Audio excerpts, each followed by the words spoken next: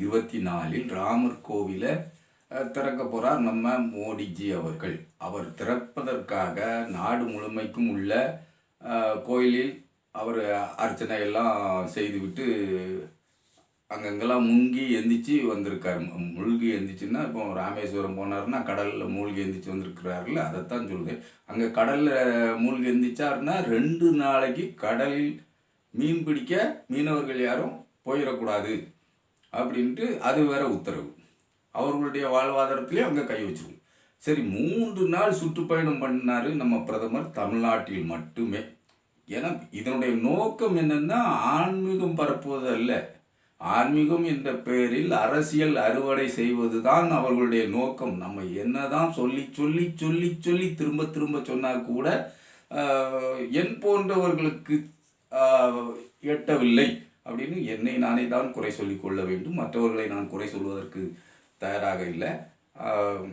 இப்போ யோகி ஆதித்யநாத் ஒரு முறை ஏற்கனவே ஒரு முறை சொல்லியிருக்காரு. என்ன சொல்லியிருக்காருன்னா, அனுமன் லோ காஸ்ட்டு, இவைய upper caste, Hanuman low caste. நான் சொல்லலைங்க, யோகி ஆதித்யநாத் சொன்னது. உத்தரப்பிரதேச முதலமைச்சர் அவர்கள் யோகி ஆதித்யநாத் சொன்னது தான் அனுமன் லோ காஸ்ட்டு அப்படின்னு சொன்னார். அப்போ அவர் சொன்னதை நீங்கள் மறந்துட்டீங்களா இல்லை ஞாபகத்தில் வச்சுருக்கீங்களா அப்படிங்கிறதுலாம் நமக்கு தெரியாது. உங்கள் மனசுக்குள்ள என்ன இருக்குங்கிறது நமக்கு தெரியாது. நமக்கு ஞாபகம் வந்தது, அதனால் அதை சொல்லுதான் பார்த்துக்கிடுங்க. இப்போ இந்த வாரமாக எல்லா பக்கமும் தொடப்பக்கட்டையை எடுத்துக்கிட்டு குஷ்பக்கா, வானதி அக்கா, அண்ணாமலை உட்பட, ஆளுநர் உட்பட எல்லாருமே தொடப்பக்கட்டையை எடுத்துக்கிட்டு அவங்க வீட்டில் அந்த இதை தூத்து பொறுக்கிறதுக்கு ஆள் போட்டு வேலை செஞ்சுக்கிட்டு இருக்காங்க. அவங்களுக்கு அதுக்கு நேரம் இல்லை.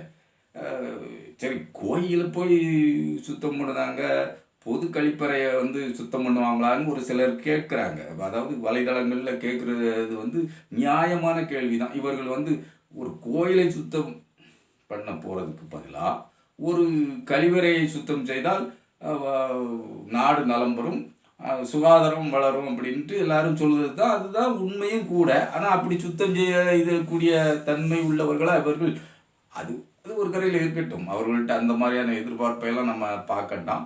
இப்போ நம்ம குஷ்பக்கா கூட என்ன சொல்லியிருக்காங்கன்னா, தமிழ்நாட்டில் பெண்களுக்கு பாதுகாப்பு இல்லை அப்படிங்காங்க. மணிப்பூரில் ஏன்னா பெண்களுக்கு நல்ல பாதுகாப்பு இருந்ததில்லை.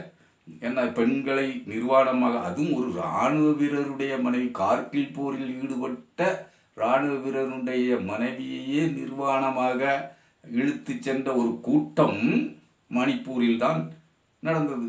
அதுக்கு எந்த இதுவும் சொல்லலை. 11 மாதங்களில் 86 கற்பழிப்புகள் நடந்திருக்கு எங்கள் உத்தரப்பிரதேசத்தில். அதுக்கு அக்காவுக்கு காதில் ஈயத்தை காய்ச்சி யாராவது ஊற்றிட்டாங்களா இல்லை எப்படின்னு குஷ்பக்காலுக்கு ஊற்றிருக்காங்களா இல்லையாங்கிறது அதுவும் நமக்கு தெரியல. அது தெரியல. இப்போ ஏதோ ஒரு எம்எல்ஏ வீட்டினுடைய அவருடைய மகனுடைய மனைவி ஒரு பெண்ணை வன்கொடுமை செய்தார் என்று, அது யாராக இருந்தாலும் சரி, குற்றம் இழைத்தவருக்கு கட்டாயம் தண்டனை கொடுக்க வேண்டும். அதில் எந்த மாற்று கருத்தும் இல்லை. திமுக அரசு அவர்கள் மீது வழக்கு பதிவு செய்திருக்கிறது. நம்மளுடைய கோரிக்கை வழக்கு பதிவு செய்தால் மட்டும் போதாது, அவர்களை கைது செய்தும் சிறையில் அடைக்க வேண்டும், விசாரணை நடத்த வேண்டும் அப்படின்னு நம்ம கோரிக்கை வச்சுக்கிட்டோம். அது நடக்கும். ஆனால் இந்த ஒற்றை காரணத்தை வைத்துக்கொண்டு, யாரோ ஒருவர் செய்யும் தவறை வைத்துக்கொண்டு மொத்த தமிழ்நாட்டையே குறை சொல்வது குஷ்பக்காவுடைய வேலை.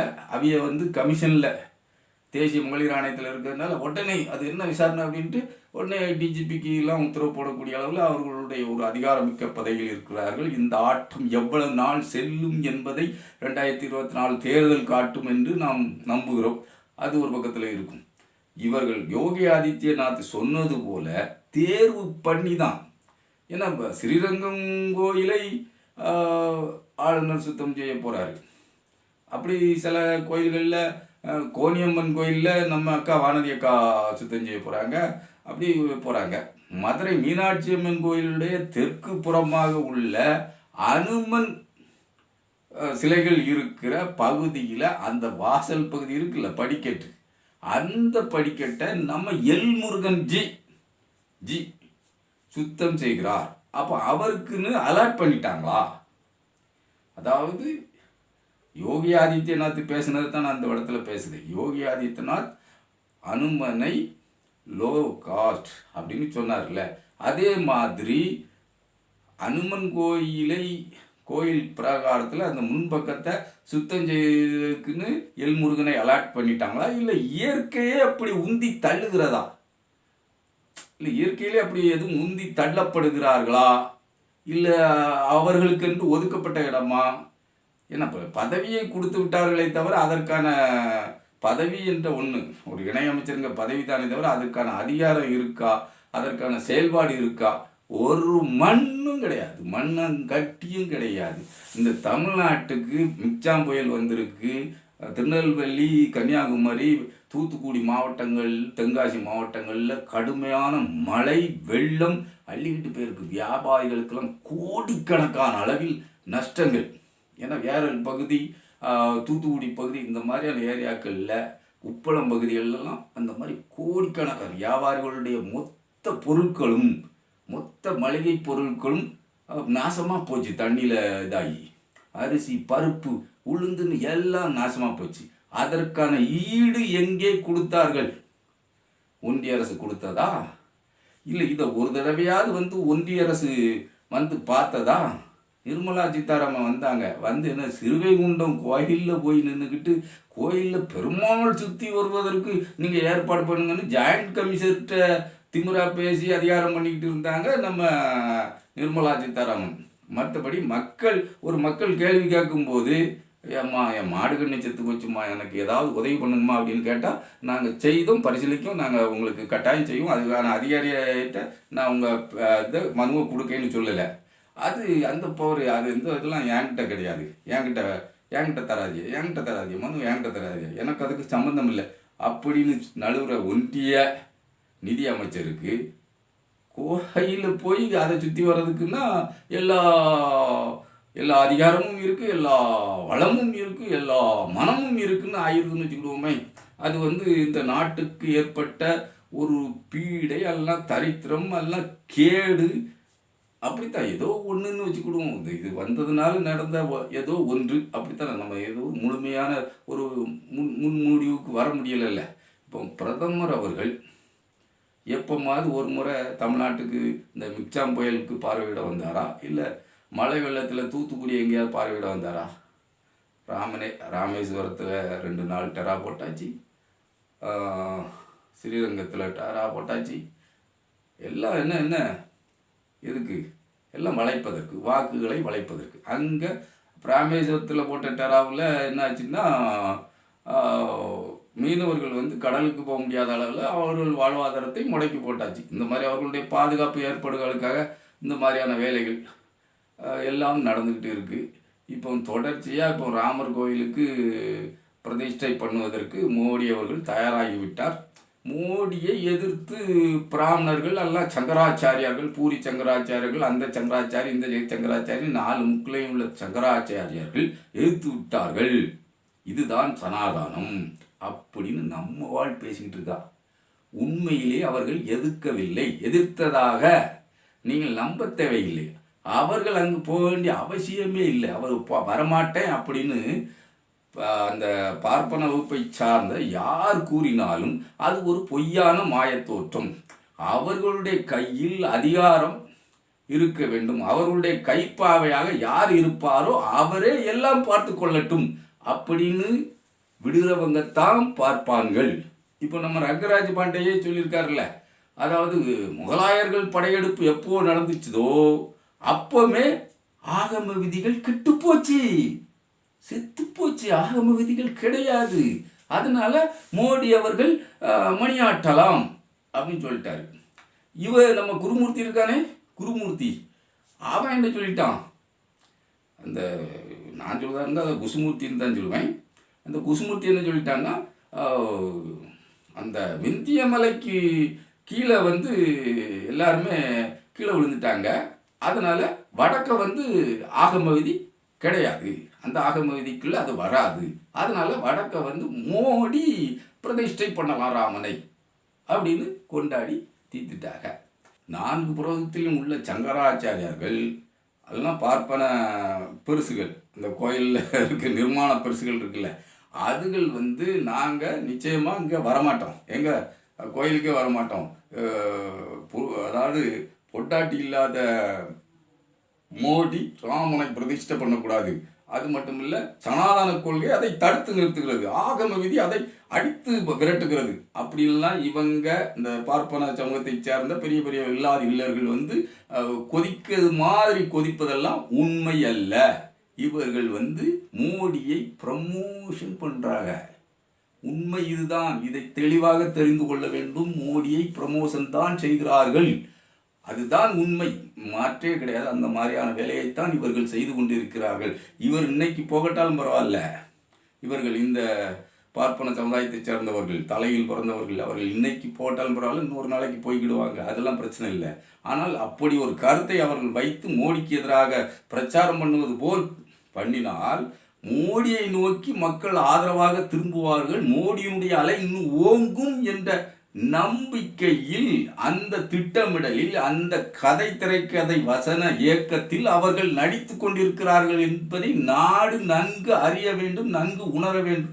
அதை விடுத்து சனாதன கொள்கை என்றால் இதுதான் என்று திராவிட முன்னேற்ற கழகமும் பேசிக்கொண்டு மோடிக்காக பேசுகிறோம் என்று வரிந்து கட்டி பேசுவதே தவறு. அது மட்டும் இல்லை, ஊடக விவாதங்கள்லேயும் சிலர் பேசும்போது பார்த்தாலே நல்லாவே தெரியுது, மோடியினுடைய வருகையை தொடர்ந்து இவர்கள் வரவேற்று கொண்டிருப்பது திமுகவுக்கு பாதிப்பை ஏற்படுத்தும்.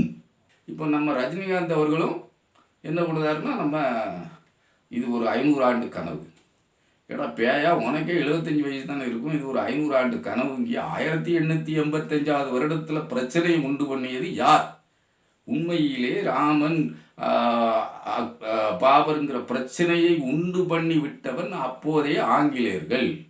தங்களுக்கு எதிராக ஏற்படக்கூடிய பிரச்சனைகளை மடைமாற்ற வேண்டும், திசை மாற்ற வேண்டும் என்பதற்காக திருப்பி விட்டது ஆங்கிலேயர்கள். அந்த நேரத்தில், அதாவது பிரித்தாளும் சூழ்ச்சி, அந்த பிரித்தாளும் சூழ்ச்சியை அவர்கள் சிறப்பாக செய்தார்கள் ஆங்கிலேயர்கள். அதனால தான் இங்கே அவர்கள் மக்களுடைய மனநிலையில் ஒரு எண்ணம் வருதா, அதை ஊதி பெரிதாக்க வேண்டும். ஆமாம், அங்கே உள்ள இருக்குடா, அது இருக்குடா, இது இருக்குடா அப்படின்னு உண்டு பண்ணிட்டு, நீ விடாத, நீ விடாத, நீ பிடி, நீ விடாத, நீ பிடின்ட்டு அவங்க அங்கங்கும் கிள்ளி விட்டான். அதை பெரிதாக்கி வழக்கு மன்றத்துக்கெல்லாம் போனாங்க. 1885 நடந்தது. அப்போ இந்த 1885 அதற்கு முன்னாடி 500 ஆண்டு கனவு என்பவனும் 700 ஆண்டு கனவு என்பவனும் முட்டாள்கள் தான். அந்த வகையில் ரஜினிகாந்த் அடிமுட்டாள் என்பது மாற்று கருத்தே இல்லை. ரஜினியினுடைய ரசிகர்கள் பொங்குனாலும் சரி, அதெல்லாம் வீங்கினாலும் சரி, நமக்கு அதை பற்றியெல்லாம் எந்த வருத்தமும் இல்லை. அறிவற்றவர்களுடைய செயல் அறிவற்ற செயல்தான் என்று நம்ம சொல்லணும். அதாவது ஒரு பெரிய கலவரத்தை நடத்தி கோத்ரா ரயில் எரிப்பில் 2000க்கும் மேற்பட்ட இஸ்லாமியர்களை கொன்று குவிப்பதற்கு காரணமாக இருந்த ஒரு இயக்கம், அந்த இயக்கத்துக்கு தண்டனையே கிடைக்கவில்லை, நீதி கிடைக்கவில்லை. அதாவது எந்த திட்டமிடலும் கடப்பாரின் கையுமாக போய் பாபர் மசூதியை இடிப்பவர்கள், எந்த திட்டமிடலும் இல்லாமல் இவர்கள் இடிக்கவில்லை. அத்வானி, முரளி மனோகர் ஜோஷி போன்றவர்கள் பாபர் மசூதியை இடிக்கவில்லை என்று ஒரு நீதிமன்றம் தீர்ப்பளிக்குமானால், அப்போ அந்த பாபர் மசூதி என்பது இருந்தது மண்ணிலே, அந்த மலையில் கரைஞ்சி அப்படி மண்ணாக போயிடுச்சா, இல்லை அப்படி ஒன்று போயிடுச்சா? அப்படி போவதுக்கு வாய்ப்பு இல்லையே. எல்லாருமே மேலே ஏறி நின்று கடப்பாறை வச்சு குத்து தெளிவாக புகைப்படங்களாக வந்து குமிச்சுத. அதுக்கு என்ன பதில் இருக்குது? அதுக்கு இந்த அரசிடம் என்ன பதில் இருக்குது? நம்மளுடைய இந்திய அரசியலமைப்பு சட்டம், வழக்கறிஞர்கள் 1000 பேர், லட்சம் பேர் இருக்காங்க இந்தியாவில். நீதிபதிகளும் அதேமாதிரி லட்சம் பேர்கள் இருக்காங்க. அவர்களுடைய மனச்சாட்சியை தொட்டு பேசட்டும். இந்திய அரசியலமைப்பு சட்டப்படி நாம் எழுதிய நம்மளுடைய சட்டம் ஏற்றலுக்கு முன்கூட்டி இருக்கக்கூடிய எந்த தாவாவும் செல்லத்தக்க தாவா இல்லை. அந்தந்த பிரச்சனை அது யார் யாருக்கு இருந்ததோ அவரவருக்கு 1950க்கு முன்னாடி யார் யாருக்கு எந்த நிலங்கள் இருந்ததோ அவரவருக்கே அப்படின்னு தான் நம்ம இந்திய அரசியலமைப்பு சட்டத்தினுடைய ஒரு இடத்துல சொல்லப்படுது. அப்படித்தான் அரசியலமைப்பு சட்டமே வடிவமைச்சிருக்கு. அதை எப்படி இப்போ புதுசாக உணர்வுகளின் அடிப்படையில், பெரும்பான்மையின் அடிப்படையில் மனதார அவர்கள் விட்டு கொடுத்து போகணும், இவங்க தொட்டுக்கிட்டு இழுத்துக்கிட்டு போகணும் அப்படின்னு ஒரு தீர்ப்பு வந்தது. தீர்ப்பை கொடுத்தார்கள். அது நீதியா இல்லை வெறும் தீர்ப்பா அப்படிங்கிறதெல்லாம் பெரிய விவாதமாலாம் இல்லை. மனச்சாட்சியற்ற மாண்புமிகுகள் உலவுகின்ற பூமியாக இந்தியா இருக்கிறது. அது எல்லளவும் மாற்றமில்லை. அந்த உண்மைதான் நடந்து கொண்டு இருக்கிறது. சரி, இத்தனையும் செய்து ராமர் கோவிலை ஏறத்தாழ பாபர் மசூதி இருந்த இடத்திலிருந்து 3 கிலோமீட்டருக்கு அப்பால் தான் நிறுவி இருப்பதாக தெள்ள தெளிவாக சொல்கிறார்கள். அதை விட என்ன தெரியுமா, பாலகன் ராமனுடைய சிலை நம்ம ஊர் முருகனுடைய சிலையை போன்றுதான் இருக்கிறது. வடிவத்தில் வேறே இல்லை. ஏன்னா இங்கிருந்து தான் சிற்பியை அங்கே கொண்டு போயிருப்பாங்க. அவன் இருக்கிட்டான். தமிழ்நாட்டில் இருந்து சிற்பியை கொண்டு போனால் அவன் ஒரு வன்மமாக தான் இருப்பான். முருகன் சிலையை வச்சுருவோண்டான்ட்டு முருகன் சிலையை அங்கே வச்சுட்டான். இதுதான் நடந்திருக்கணும். ஒரு ஏறத்தாழ உள்ள நிகழ்வை எடுத்துக்கிட்டு அப்படி தான் இருக்க முடியும். அதையும் தாண்டி அங்கே உள்ள நிலத்தை, பாபர் மசூதியை சுற்றி இருந்த நிலங்களை வாங்கும்போது 2 கோடி ரூபாய்க்கு ஒருவர் நிலம் முடிக்கிறார். இருவர் சேர்ந்து ஒரு நிலத்தை, அங்கே உள்ள 2 ஏக்கர் நிலத்தை முடிக்கிறாங்க 2 கோடி ரூபாய்க்கு. அதே நிலம் அதே நாள் அதே நேரத்தில் திரும்ப உடனடியாக அதே பத்திரப்பதிவு அலுவலகத்திலே திரும்ப ராமர் கோவில் நிர்வாகத்துக்கு பதிவு செய்யப்படுகிறது. 18 கோடி ரூபாய்க்கு 16 கோடி ரூபாய் லாபம் ஈட்டுகிறார்கள். அப்போ லாபம் எங்கே போய் யார்கிட்ட போய் வருதுன்னா, அந்த இருவரிடம் போய், ஏற்கனவே வாங்கிய இருவரிடம் போய் இதனுடைய பிரதானகாரராக இருப்பவருக்கு அந்த லாபம் வந்து சேர்கிறது. இதுதான் எல்லா இடத்துலையும் இது தெளிவாக தெரியுது. இந்த மாதிரியான மோசடிகள் ராமர் பேரில் நடந்திருக்கு. இன்னும் எத்தனை பொருளீட்டலோ, காணிக்கை என்ற பெயரில் பொருளீட்டு எத்தனை கோடியை சுருட்டி கொண்டார்கள் என்பது யாருக்கும் தெரியாது. இப்போ பாருங்க, எல்லா இடத்திலும் ராமருக்கு எல்லாம் நடத்த வேண்டும் என்பதற்காக அரசே முன்னின்று என்ன முக்கியமாக நம்ம லீவு யாருக்கெல்லாம் விட்டுருக்காங்கன்னா, மருத்துவமனைக்கே விடுமுறை, அரை நாளாவது விடுமுறை விட்டுறணும். அவங்க அந்த நேரத்தில் போய் ராமா ராமா ராமா ராமா ராமா ராமா ராமான்ட்டு துதி பாடணும். அப்படிங்கிறதுக்காக வேண்டி அங்கே எவன் செத்தாலும் பரவாயில்ல, இவங்க ராமா ராமான்ட்டு துதி பாடணும். அது ரொம்ப பிரதானமாக இருக்குது. அதே மாதிரி ஊபி, மத்திய பிரதேசம், அந்த மகாராஷ்டிரா, ராஜஸ்தான் அவர்கள் ஆளுகின்ற மாநிலங்களில் முழுமையான விடுமுறை. ஆமாம், எல்லாரும் விடுப்பு தான், போங்க பள்ளிக்கூடம் எல்லாத்துக்கும் விடுப்பு ஓடுங்க அப்படின்ட்டாங்க. இதில் நமக்கு ஒரு என்ன கேள்வி இருக்குன்னா, இவர்களுக்கெல்லாம் பள்ளிக்கூடம் அரசு விடுமுறை அப்படின்னு விட்டி, அரசு அலுவலகங்களுக்கெல்லாம் விடுமுறைன்னு விட்டுருக்கீங்கள நீங்கள் ஆளுத மாநிலத்தில், பாஜக ஆளக்கூடிய மாநிலத்தில். நமக்கு இருக்க கேள்வி என்னென்னா, இந்த மாநிலங்களில் காவல்துறையும் அவர்களும் மனிதர்கள் தானே, அவர்களும் ஜெய் ஸ்ரீராம் ஜெய் ஸ்ரீராம்னு சொல்லிக்கிட்டே தானே இருப்பாங்க. அப்படி இருக்கும்போது அவர்களும் நல்லா குளிச்சுட்டு கச்ச கச்ச கச்ச கச்சட்டு வேத்து புழுங்கிட்டு இருந்தால் அது ஒரு தீட்டுமாய் ஆயிரும் இல்லை. அவங்க அந்த கூட்டத்தில் நின்று சங்கடப்படக்கூடாது இல்லை. அப்படி இருக்கும்போது அவங்களும் நல்ல முறையாக குளிச்சுட்டு நெத்தியில் நாமத்தை போட்டுக்கிட்டு ராமா ராமா ராமான்ட்டு அவங்களும் ஓதிக்கிட்டு போனான்னு, ஏன் அவங்களுக்கும் விடுப்பு விட்டான்னு? மொத்த காவல்துறைக்கும் விடுப்பு விடலாம்.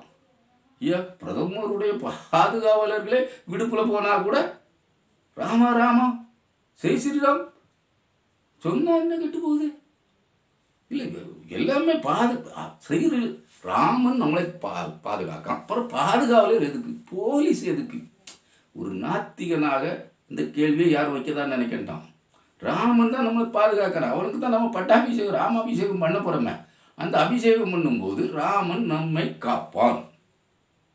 அப்போ போலீஸு எதுக்கு? அன்னைக்கு போலீஸு எதுக்கு? காவல் வேண்டாம், பாதுகாவலர்களும் வேண்டாம். பிரதிஷ்டை பண்ண போகிறது யார்? நம்ம மோடிஜி அவர்கள். ஜெய் ஸ்ரீராம் சொன்னால் போதும், விலைவாசியை ஜெய் ஸ்ரீராம் சொன்னால் குறைஞ்சி போகுன்ட்டு இருக்கும்போது ஜெய் ஸ்ரீராம் சொல்லும்போது எந்த பாதுகாப்புக்கும் இடைஞ்சல் வருமா? முதல்ல அங்கே ஒதுங்கிறதுக்கே ஒழுங்கான இடத்த ரெடி பண்ணலை. சும்மா டப்பாவை அடைச்சி மக்கள் தங்குக்கு தவற கொட்டகை அமைச்சிருக்காங்க.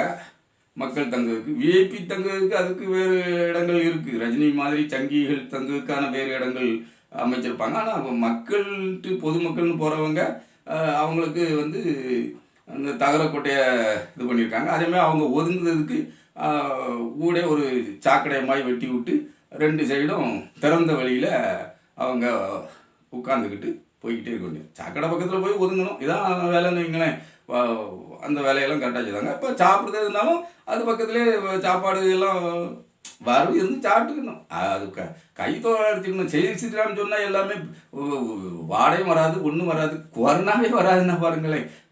இதுக்குள்ளே கோவிச்சிக்க கூடாது. உடனே ராமன் நம்ம அந்த நேரத்தில் ராமனுக்கே என்னது முகக்கவசம் போட்டோம் அப்படிங்கக்கூடாது. அது சும்மா ஃபார்மாலிட்டி, மற்றபடிலாம் அப்படிலாம் கிடையாது. ஜெய் ஸ்ரீராம் சொன்னால் போதும், பாதுகாப்பு வேண்டாம். இராணுவ வீரர்களுக்கு விடுமுறை விடணும்னே. கூட 4 கிலோமீட்டர் பாகிஸ்தான்லேருந்து இவன் வந்துட்டுவான்னு நினைக்கலாம், வர மாட்டான். ராமன் போய் எல்லாத்தையும் காப்பாற்றி விடுவான். உறுதியாக நம்புங்க, மக்கள் நம்பணும். நம்பும்படியாக நான் உங்களை தாழ்மையாக பணிவாக கேட்டுக்கிறேன். ஆமாம், இது ஜெய் ஸ்ரீராம் நீங்கள் சொல்லி பாருங்கள். நாளை நீங்கள் ஆனால் ஜெய் ஸ்ரீராம் சொல்லி விளக்கி ஏற்றி இந்த கொஞ்சம் அரிசிலாம் தந்துருப்பாங்க பார்த்துக்கிட்டுங்க, அதை பிள்ளைகள் மேலே தூவுங்க, உங்களுக்கு விமோச்சனம் பிறந்துடும். ஆமாம், எல்லா பக்கமும் அதை செஞ்சுக்கிட்டு இருந்தீங்கன்னா உங்களுக்கு விமோச்சனம் பிறந்துடும். தமிழ்நாட்டில் ஒரு அரக்கு இருக்கை அண்ணாமலைன்னு இருக்கான், அவன் அங்கங்கே கலவரத்தை தூண்டுறதுக்குன்னே அலைதான். தமிழ்நாட்டில் உள்ள அரசு கோயில்களில் நீ என்ன பூஜை பண்ணினாலும் வழக்கமான பூஜைகளுக்கு எந்த தடையும் இல்லை, வழக்கமான அன்னதானத்துக்கும் எந்த தடையும் இல்லை. கோடிக்கணக்கான பக்தர்கள் முருகன் கோயிலுக்கு போய்கொண்டே இருக்கிறார்கள். திருச்செந்தூர் முருகன் கோயிலுக்கு லட்சக்கணக்கான பக்தர்கள் போய்கிட்டு இருக்காங்க. பழனி முருகன் கோயிலுக்கு லட்சக்கணக்கான பக்தர்கள் போய்கிட்டு இருக்காங்க. கிட்டத்தட்ட கோடி பக்தர்களுக்கு மேலே தமிழ்நாட்டில் 7.5 கோடி பேர் இருக்கோம்னா கிட்டத்தட்ட 1.5 கோடி 2 கோடி மக்கள் முருகன் கோயிலை நோக்கி படையெடுத்து கொண்டிருக்கிறார்கள். இந்த நேரத்தில் அர்ச்சனை கூடாது அப்படின்னு எந்த அரசும் தடை விதிக்குமா? அது அண்ணாமலை போன்ற அரைவேக்காடுகள் பேசுவதை அப்படியே எடுத்துக்கிட்டு தினமூலம் எழுதி கொண்டு நிர்மலா சீதாராமன் வடநாட்டு ஹிந்தி ஊடகங்களில் பூரா அதை பேசிக்கிட்டு இவங்களுக்கு எதிராக, அதாவது தமிழ்நாட்டில் இப்படி ஒரு எதிரான நிலை இருக்குது, ராமனுக்கு எதிரான நிலை இருக்குது, அப்போ நம்ம இந்தியா கூட்டணிக்கு எதிரான ஸ்டாண்ட் எடுக்கணும் அப்படிங்கிற பிரச்சாரத்தை முன்னெடுத்து செல்கிறார் நிர்மலா சீதாராமன். இந்த பொய், இந்த பித்தலாட்டம், பிராடுத்தனத்தை அத்தனை எளிதாக தமிழ்நாடு அரசு கடந்து போக நினைத்தால் உங்களுக்கு அங்கே வட மாநிலங்களில் ஆப்பு உங்கள் கூட்டணிக்கு காத்திருக்கிறது என்று பொருள். அதை கடந்து போகாமல் தக்க நடவடிக்கை இந்த ஆதிமூலத்துக்கு தினமலர் ஆதிமூலத்துக்கு நீங்கள் விளம்பரம் கொடுக்கவும், அவர்களை தூக்கி பிடிக்கவும், எல்லாம் அவர்களுடைய நிகழ்ச்சிக்கு போய் கலந்துக்கிட்டு இந்த நாகரிக அரசியல் பண்ணிக்கொண்டே இருந்தீர்கள்னா நம்மளை எவ்வளவு கீழே தூக்கி போட்டு பிரிக்கணுமோ அவ்வளோ கீழே தூக்கி போட்டு தினமலர்காரன் மிதிச்சுக்கிட்டு போய்கிட்டே இருப்பான். அது நம்ம சிறியவர் சொல்லுவது உங்களுக்கு அத்தனை எளிதாக சேருவதே கடினம் அப்படின்னு வச்சுக்கிடுவோமே, அது சேர்ந்துக்கிடாது. அதனால் நீங்களும் அதை பார்த்துக்க மாட்டியா. இப்போ இந்த ராமர் கோயில் நிகழ்வில் இந்த மாதிரியான எந்த பொய் தோட்டமும் தமிழ்நாட்டில் எந்த கோயிலையும் எந்த பூஜையும் நடக்கக்கூடாது, எந்த தடையும் இல்லை. எல்லா கோயிலையும் எல்லாம் நடக்கிறது. அதே போல் நான் இருக்கிற பகுதிகளில் இருக்கிற அந்த மலையிலன்ட்டு 1-2 இடங்களில் ராமர் கோயில் இருக்குது. அந்தந்த இடங்களில் பூஜைகள் நடக்குன்ட்டு அறிவிப்புலாம் வந்திருக்கு. அன்னதானம் உண்டுன்னு அறிவிப்புகள் இருக்குது. அது உண்மையாகவே நடக்க போகிறது. நாளை அது நடக்கும். இதில் யாருமே எந்த தடையும் சொல்லலை, யாரும் எதிர்ப்பும் தெரிவிக்கலை. வேண்டாத பொய்யை அவதூறை பரப்புகின்ற ஒரு பாப்பாத்தியாக ஒரு கவுன்சிலர் தேர்தலில் கூட நின்று ஜெயிக்க வக்கற்ற பெண்மணி தான் இந்த நிர்மலா சீதாராமன். அவருடைய பொய்க்கு அளவே கிடையாது, அளவிடவும் முடியாது. அதையெல்லாம் கருத்தில் கொள்ள வேண்டும். எது எப்படி இருப்பினும் மக்கள் கவனமாக இந்த 2024 தேர்தலை கவனத்தில் கொள்ள வேண்டும் என்று நம்ம கரிசனத்தோடு கேட்டுக்கிறோம். ஆனால் உறுதியாகவும் இறுதியாகவும் நான் அந்த இடத்துல பதிவு பண்ணுகிறேன். எத்தனை முயற்சிகள் எடுத்துக்கிட்டாங்க சரி, என் மனசில் இருக்கிற ஆசை இல்லை, பிஜேபி மேலே உள்ள வெறுப்பில் பேசலை. எத்தனை முயற்சிகள் எடுத்தாலும் சரி, ராமருக்காக இவர்கள் எவ்வளவுதான் தலைகீழாக நின்றாலும் சரி, எழுதி வைத்து கொள்ளலாம். 2024 தேர்தலில் பாரதிய ஜனதா கட்சி படுதோல்வி அடையும். அவர்களுக்கு குறைந்த அளவே சீட்டுகள் கிடைக்கும். நிச்சயமாக அந்த சீட்டுகளை வச்சு அவர்கள் காலத்தான் கழுவிக்கிடலாம். அந்த நிலையில தான் அவர்களுடைய நிலை அமையும். இது உறுதி. நீங்கள் அதாவது நம்பிக்கை இருக்கிறதோ இல்லையோ, மதத்தை வைத்து நீங்கள் அரசியலை நகர்த்துவதனால் அதுவே உங்களுக்கு படுகொலியாக முடியும் முடியும் முடியும்.